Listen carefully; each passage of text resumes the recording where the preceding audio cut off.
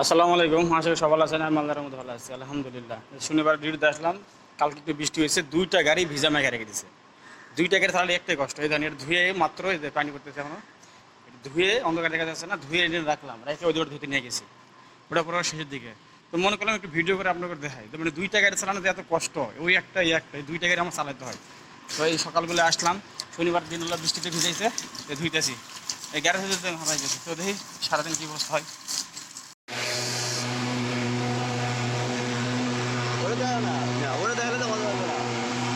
সকাল থেকে এই পর্যন্ত একবার গাড়ি বন্ধ করতে পারি না আর কি। গেছি হাসপাতাল থেকে গেছি লালমাটিয়া স্যারের বন্ধু বাসায়, ওখান থেকে বাসায় আসি, খাওয়া দাওয়া করি, তারপরে 1 নম্বর বসে আছি, এটা হলো গুলশান। 1 নম্বর এদিকে বসে আছি।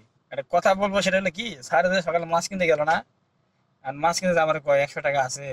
তাই আমার কাছে টাকা পয়সা নাই, কারণ 200-300 টাকা আছে, কয় দে।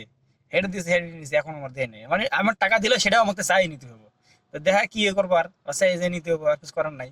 গাড়ি চালানোর সবচেয়ে বড় কষ্ট হলো পার্কিং করা। এই যে হাসপাতালের চেম্বারে আসছি, এখন হলো, আগে তো পার্কিং ছিল, এখন পার্কিং নাই। এই যে দেখেন, হাসপাতালের সিপাহীগুলিতে পার্কিং করে আসছি, কত একটা সিপাহীগুলি, দুইটা গাড়ি যাতায়াত করতে পারে না, রিক্সা যাতায়াত করতে পারে না, অনেক কষ্ট করে গাড়ি রাখতে হয়। যাই হোক, এখান থেকে বাসায় যাবো আর কি।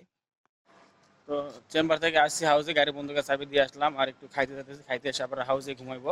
তো যে যেখান থেকে আমার ভিডিও দেখছেন, ভিডিওতে লাইক কমেন্ট শেয়ার সাবস্ক্রাইব অবশ্যই করবেন। সবাইকে ধন্যবাদ। আসসালামু আলাইকুম, আল্লাহ হাফেজ।